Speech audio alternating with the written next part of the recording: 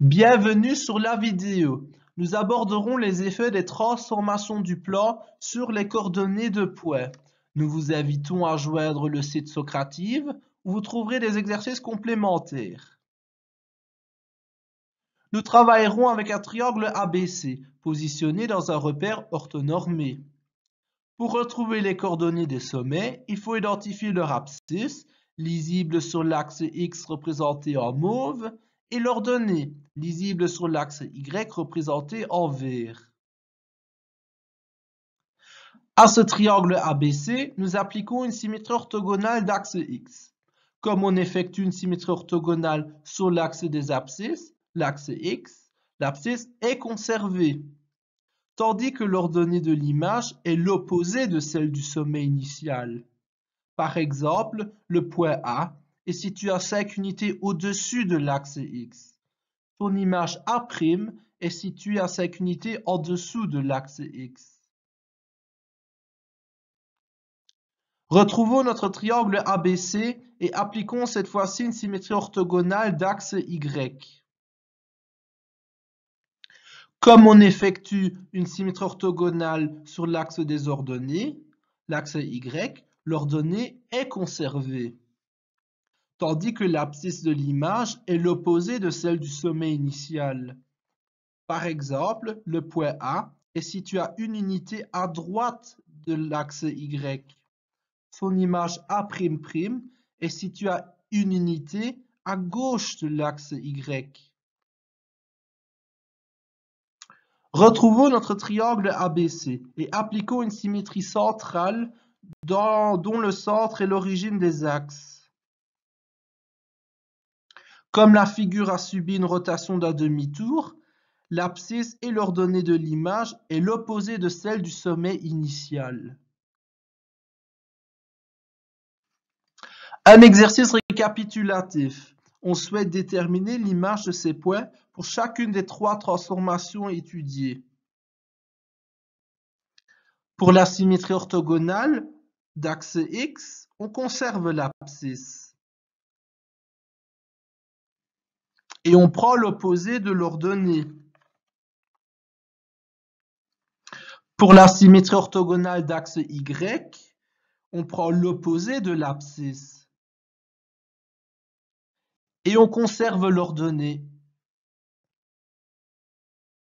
Pour la symétrie centrale de centre O, on prend l'opposé de l'abscisse et de l'ordonnée.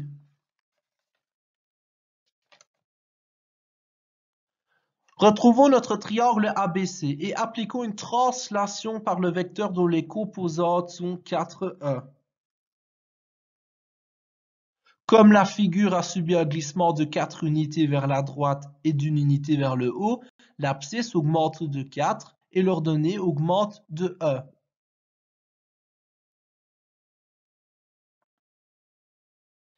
Cette fois-ci, les composantes du vecteur sont négatives, moins 6, moins 2.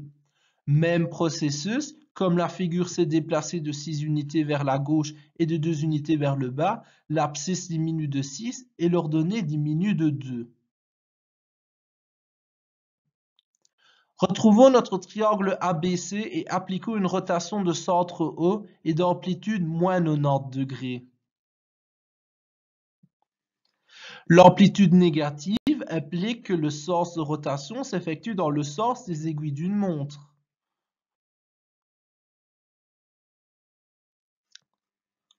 L'abscisse A' est 5. Or, il s'agit également de l'ordonnée de A.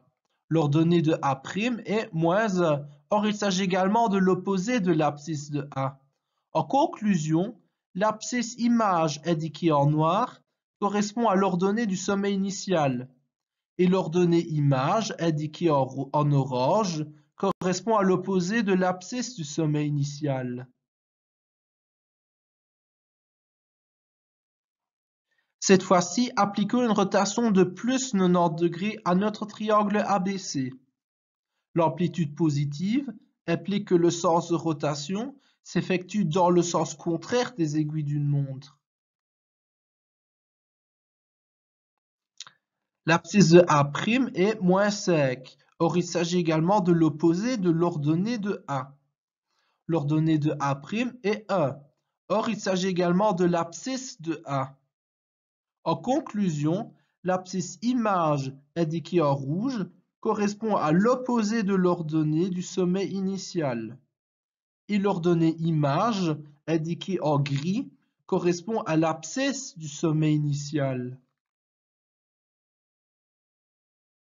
Un exercice récapitulatif similaire au précédent. Pour la translation de vecteur 4 moins 7, on augmente l'abscisse de 4